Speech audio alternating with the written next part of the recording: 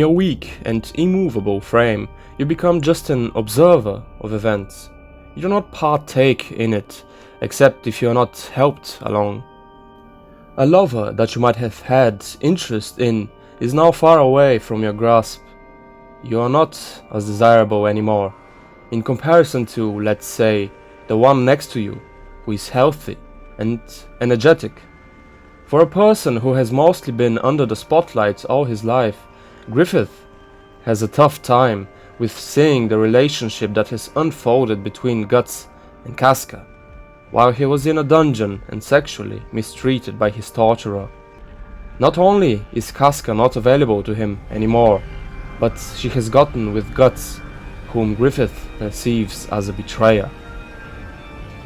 As a man and as a fighter, it really hurts your pride and ego when you have to be protected and carried around because of your weakness and inability to walk or run.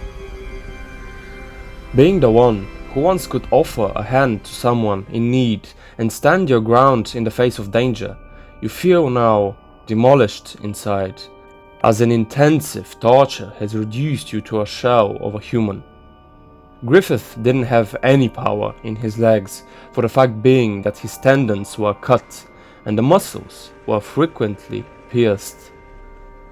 In this physical state, he had to be put on the back of Pippin.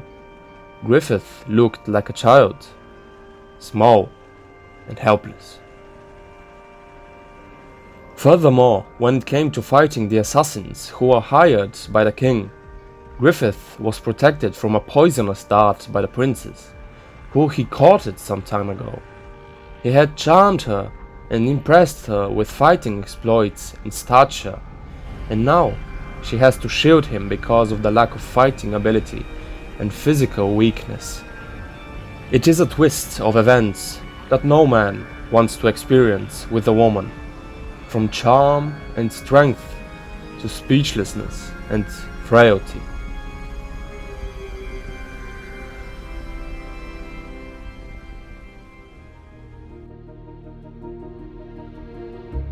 Viktor Frankl, a psychiatrist and a Holocaust survivor, describes the psychology and experiences of the prisoners during their captivity and after their release. He states that disillusionment sets in once the prisoner is set free. The outside world is yet but a place of suffering once again. It is not, as imagined, the place of dreams, away from physical and mental struggle. And on top of that, the expected happiness that had to surely be achieved in the outside world is yet again just an illusion once you are free. The notion that everybody awaits your return also seems wrong.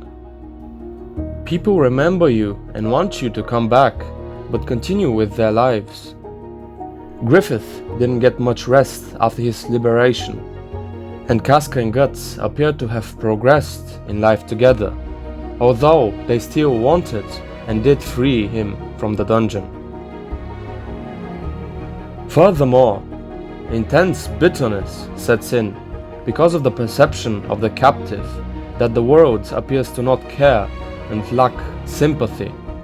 As Frankl writes, superficiality and lack of feeling so disgusting that one finally felt like creeping into a hole and neither hearing nor seeing human beings anymore.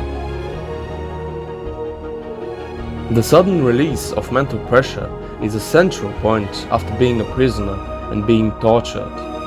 Many become obsessed with enacting revenge on those who have wronged them. Yet, as time passes, the memories of the imprisonment turn into a memory of a nightmare. And the liberated comes to the conclusion that he has nothing else to fear except his God, as Frankl states.